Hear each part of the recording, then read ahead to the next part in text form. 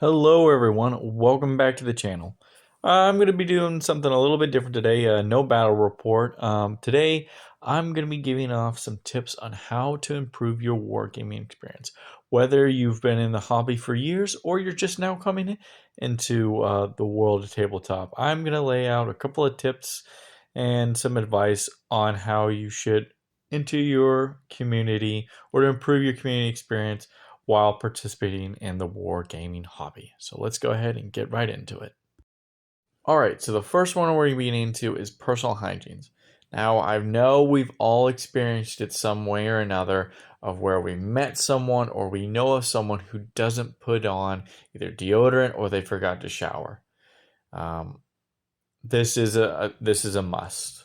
No one wants to be playing a game of either 40K or Star Wars Legion or any other tabletop game, and their opponent smells worse than a bag of rotting meat. Um, it's all about being courteous to your fellow people that you're playing against, as well as the people of either in their house or at your local games shop. Because not only are you making your opponent feel uncomfortable, but you're also making everyone else feel uncomfortable to be around as well. So go ahead, grab your little Old Spice deodorant, and make sure you add on a couple extra layers. So let's now move on to the next one. All right, up next we have model touching. All right, Professor Farnsworth says it's best. Look with your eyes, not your hands. These are not your models to just freely pick up without permission and just move about and treat them as like a little toy. These could be models that people put months into just a single model. So for you to just carefully pick them up and potentially break them is disrespectful and causes a bad sort of tension between you and the opponent. If you want to see their models, politely ask, "Hi, I noticed that your Magnus the Red looks really cool. You mind if I get a closer, pick it up and take a closer look?" If they say yes, treat the model with care and be sure not to drop it. If not, don't get butthurt. It's their model and it's their choice. Just politely look at it from a nice distance and go about the game. All right, up next we have rules lawyers. Look, people are going to get things wrong. And the game is always ever changing. Whether it's for 40K, whether it's for Star Wars Legion, you're always going to get updates. You're always going to get erratas. What you don't need to do is come up to someone and say, that's not how you should be playing the army. That's not how the rule is written. Or they made an update to it. You need to be coming off and say, like, hey, if you have a question about a rule, it's just like, hey, man, you mind if I see that in your codex? Or, hey, I don't know if you noticed, but they actually made an update to the game. Don't be hammering people about it. Sometimes it's good to be update to the game. I have made many mistakes at times at games, and you know, it's all right to be wrong sometimes. No one is perfect. But to go down and constantly berate someone over, that they did the rules wrong or they're not playing fairly or they're doing this and this, it just doesn't look good for you. And no one's going to be wanting to play games with you if you're constantly going to hound them about they're off by 1/10 of an inch from, the charge. All right, now we're on moving on to good sportsmanship. Look, we're all going to lose sometimes, but you don't need to be taking it out on your opponent on the fact that you're losing. Okay, you don't need to be accusing them of cheating. You don't need to say that this game sucks or that your units suck or that their units are overpowered. They're just like you. They came to the game shop to play a couple of games, to forget about work or to de-stress. They don't need more stress added onto it because someone is acting like a 5-year-old. When people are going to see that, and pretty soon you won't really have anyone else to play with but yourself. If you're losing, it's okay. Learn from your mistakes. See what you did wrong. Maybe you didn't position a unit right, or maybe you thought one move was a good idea and oh, it didn't turn out, or maybe you brought the wrong kind of units to the game. Maybe ask your opponent for some advice. There's so many different factors, but what you don't need to be adding to those factors is poor sportsmanship. Be the better player of the community. Show everyone that what kind of community we are. Not a bunch of rage baiters or gatekeepers and stuff like that. We're just here, like everyone else, trying to roll some dice, have some laughs, and maybe drink some beers. Watching what you say. Now, look, some things you can get away with at your local game store, and they know you and everything like that, and that's okay. I'm not telling you to censor yourself at your own game store or even at your own house that you bring your buddy to. But maybe you're going to a local tournament, or you're playing with someone that you've never played with, or maybe even never even met for the first time. Perhaps it's best not to be speaking on political terms or your stances on certain things, or even maybe more of the dark humor jokes. Maybe you think it's funny. Maybe your friends think it's funny. Maybe someone else isn't gonna find it funny and may find it even insulting.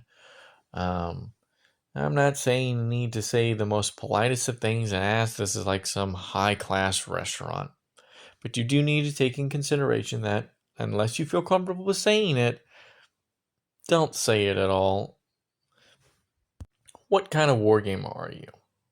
Now, there's no worse feeling than showing up to your weekly tournament or your weekly uh, rolling the dice game, and you're just either smashing your competition as usual, or you are just completely getting your butt handed to you. Maybe it's time to take a look at what kind of group they are.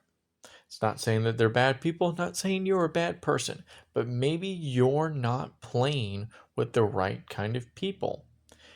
I believe that everyone starts off whenever they get into the tabletop hobby in the casual game type setting where you're learning the game, you've only got a few units, maybe enough for a 500-point game or smaller, maybe 1,000 point at best.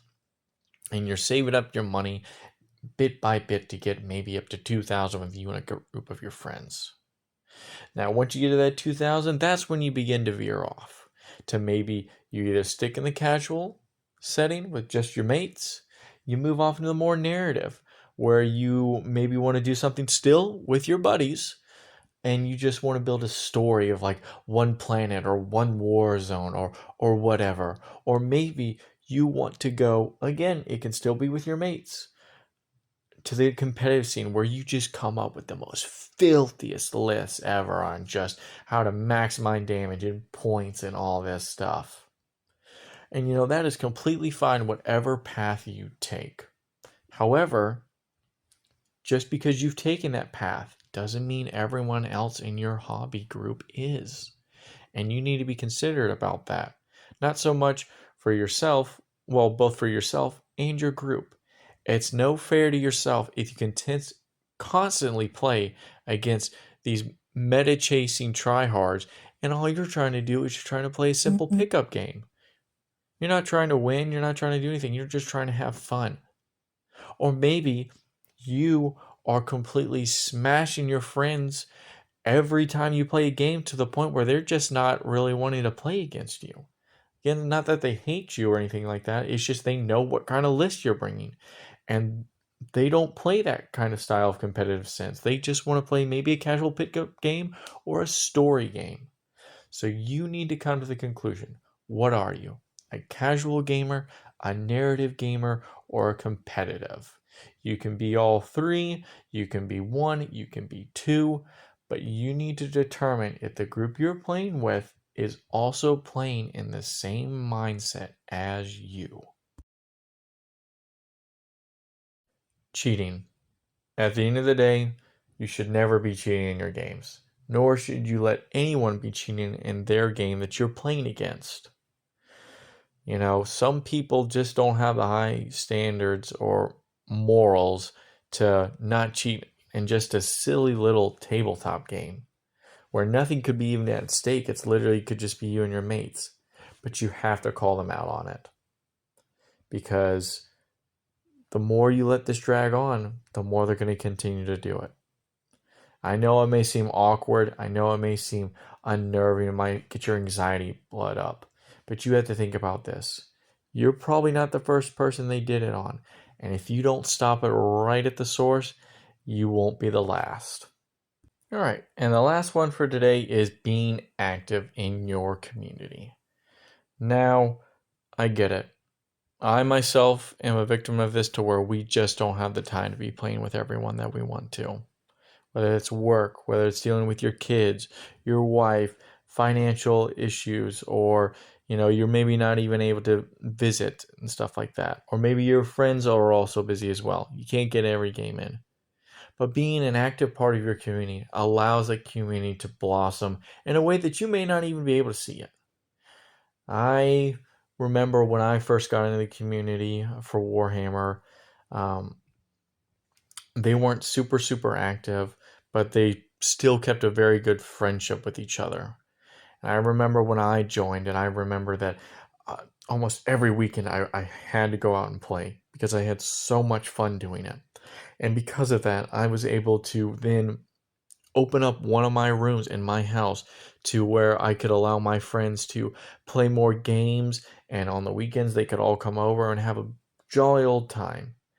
And by being active in your community, it allows you to open up resources that you may not even know. Hey, maybe you're friendly against your one opponent and you find out he has a 3D printer.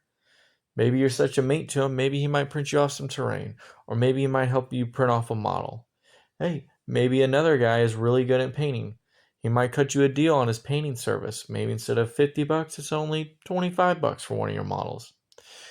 The thing is, being an active part of your community and being a role model in your community as well not only allows your little hobby group to grow and prosper, it allows the community as a whole to grow and prosper. So these are my simple tips for today. Yeah, I hope you enjoyed them. Now we're going to move on to a little bit of a shout out. All right, so I'd like to start something new with the channel, and for the year, it's called Community Member of the Week.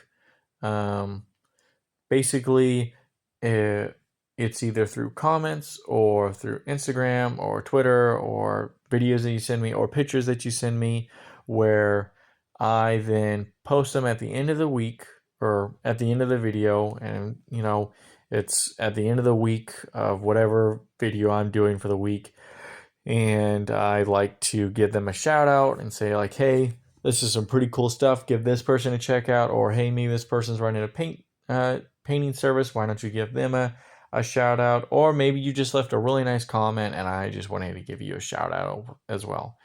You don't need to do anything special. There's no being paid for this or anything like that. I'm not going to charge you anything for a shout out or anything like that. All I ask is, you just help keep building this community. Maybe shout out to your friends or whoever likes Warhammer, and you can really help both booster my channel and the community of this channel. So the first one I'd like to give this week is my buddy from the Morning Glory Discord channel, the Toad Rancher. So what he does is a little bit of something of video editing. So you see this photo? Nothing bad. Could be better, but nothing too bad. Now look at it. Bam! Truly amazing. Look at those laser effects, the steam coming both out of the night and the shadow sword, the explosions, the sky. It all looks amazing. And I want to say a big thank you to him for doing this for me. I didn't even ask him to do it. I was taking photos for Morty and Glory, and he happened to see the photo. He really liked it, and he gave me an edit. So I want to return the favor onto him by shouting out his Instagram. You can go over and check his Instagram, and he'd be more than happy to edit your photos. I think he charges a little bit of a fee. I think it's like $5. Maybe less, maybe more. I'm not too sure. Just hit him up in the DMs, and I'm sure you can work something out with him. Just say, hey, Frost N sent me. Just go and give him a follow, give him a like on all his stuff. I posted his Instagram picture, as you can see here at the end. So hopefully you guys will go ahead and give him a check him out and give him some support. But thank you all once again for tuning into the video. I've got a battle report coming out on Thursday, so be excited for that. And That is it, guys. I will see you next time.